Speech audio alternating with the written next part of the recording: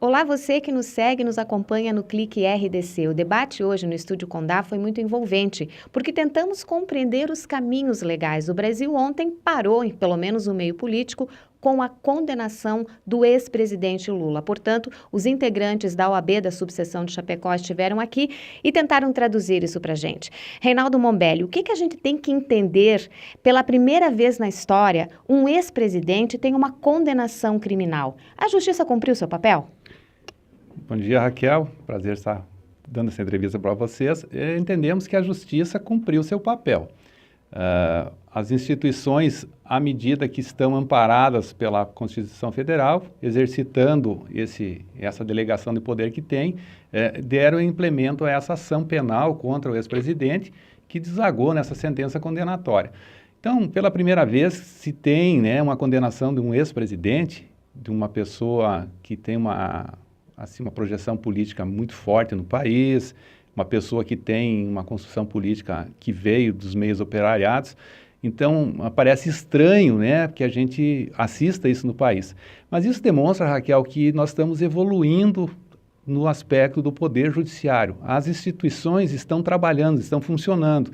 Isso demonstra que a gente está exercendo o nosso papel como cidadãos, como seres que estão construindo um novo país. São momentos históricos, são momentos que nós vamos estranhar pela primeira vez, mas me parece que isso quebra muitos paradigmas, quebra aquela sensação que aos poderosos são impunes, são imunes às leis.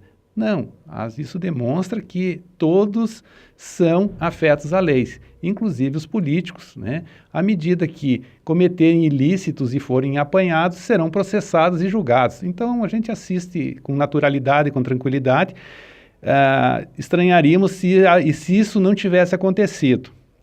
Nós, como operadores do direito, como advogados, entendemos que é natural, o processo está aí, isso não impedirá que o ex-presidente continue fazendo política, não impedirá que ele possa continuar sua vida, porque uma condenação de primeiro grau não o impede de que assim eu faça, que ele fique impedido para exercer seus direitos.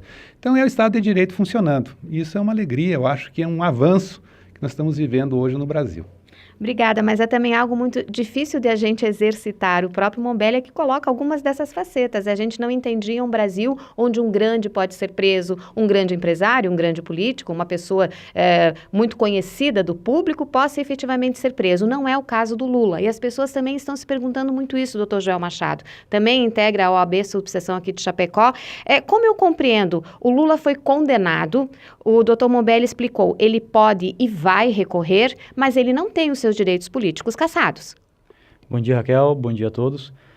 Realmente a nossa legislação, ela garante a todo brasileiro, não só o ex-presidente Lula, mas a todo cidadão brasileiro, que tenha o devido processo legal, E o devido processo legal, ele envolve justamente isso. É o princípio da inocência. Ninguém pode ser considerado culpado até o trânsito final da sentença condenatória, Então, no caso, é apenas uma sentença de primeiro grau. Ela vai para um colegiado examinar e aí nós teremos uma decisão de segundo grau. Essa decisão também é recorrível.